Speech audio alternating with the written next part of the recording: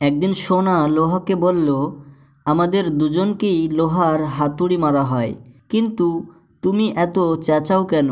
লোহা তখন বলল, নিজেকে যখন নিজের কেউ মারে তখন ব্যথা অনেক বেশি লাগে। জীবনের প্রথম কাপড়টা অন্যের হাতে পরতে হয় এবং শেষ কাপড়টাও পরতে হয় অন্যের হাতে। তাহলে এই পৃথিবীতে মানুষ কিসের এত অহংকার করে? আমার পিছনে সবাই নিন্দা করে, সেটা বড় কথা নয়। বড় কথা হলো নিন্দা করতে গেলেও তাদেরকে সেই আমার পিছনেই থাকতে হয়। আমার সবথেকে বড় সমস্যা হলো আমি সবই বুঝতে পারি, কিন্তু উচিত সময়ে উচিত কথাটা মুখের ওপর বলে দিতে পারি না।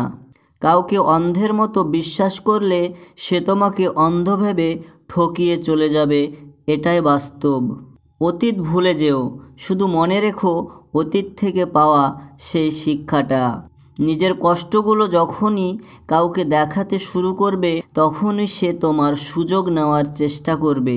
সম্পর্ক কখনো দূরত্বের বা সময় না দেওয়ার কারণে নষ্ট হয় না।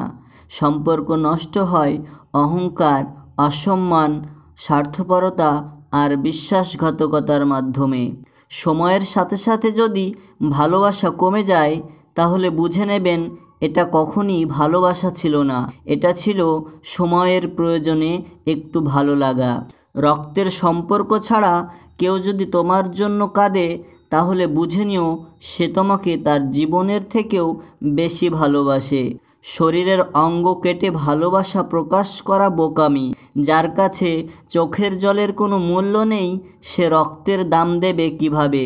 কেউ ভুল করলে সবার সামনে তাকে তিরস্কার করো না, আলাদাভাবে তাকে বলে ভুল শুধরে নেওয়ার সুযোগ করে দাও।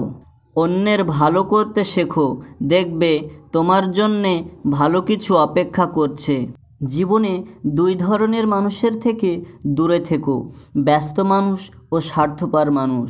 কারণ ব্যস্ত মানুষ নিজের ইচ্ছা মতো কথা বলবে, আর স্বার্থপর মানুষগুলো নিজের দরকারে তোমার সাথে কথা বলবে। বেইমানি কখনো অপরিচিত মানুষেরা করে না, বেইমানি করে কাছের এবং পরিচিত মানুষরাই।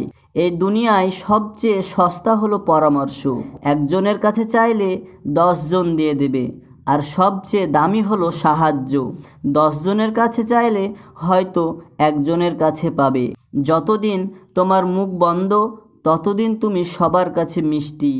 যেদিন তুমি মুখ খুলবে সেদিন থেকেই তুমি তিক্ত।